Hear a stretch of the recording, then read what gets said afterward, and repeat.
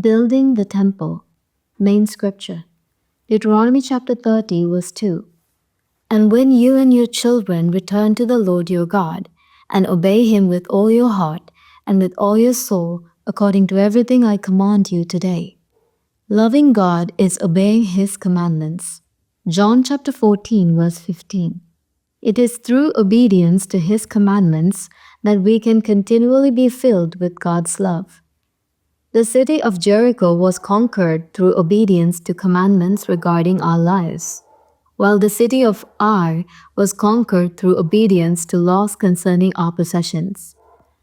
After the city of Jericho was conquered, the possessions taken by the Israelites were dedicated to God, and he strictly forbade them from taking any for themselves. Joshua chapter 6 verse 18. What does it mean to rob God? Malachi chapter 3 verse 7. It refers to failing to offer the full tithes. Malachi chapter 3 verse 8. Full tithes include not only the tithe itself, but also additional offerings. The only verse in the Bible where God invites us to test him is found in Malachi chapter 3, regarding the offering of full tithes. Failing to offer full tithes is a serious sin that brings curses. However, an even greater sin is neglecting the duty to build the church. Where should we offer our whole tithes? They are to be offered in the temple. Deuteronomy chapter 12 verses 1 to 5.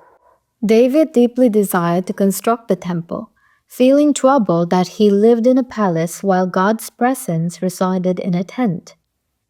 Although the temple was built by his son Solomon, God blessed David simply for his heartfelt desire to establish his temple. 1 Chronicles chapter 29 verse 28. He died at a good old age, having enjoyed long life, wealth, and honor. His son Solomon succeeded him as king. 2 Samuel chapter 7 verse 9. I have been with you wherever you have gone, and I have cut off all your enemies from before you. Now I will make your name great, like the names of the greatest men of the earth. God also promised David that his kingdom would endure forever, unlike the days of Judges, when people were subjected to enslavement by foreign nations. 2 Samuel chapter 7 verse 15. But my love will never be taken away from him, as I took it away from Saul, whom I removed from before you. However, the completion of the temple's construction is not the final goal. It must be continually maintained. The command to rebuild the house of the Lord was delivered to the Israelites through the prophet Haggai, while the house of God remained a ruin. Each of them was busy with their own house. Haggai chapter 1 verse 9. Their neglect of God's house led to suffering and afflictions. Haggai chapter 1 verse 11.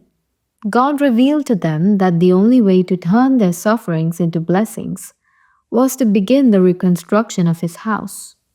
Haggai chapter 2 verses 18 to 19.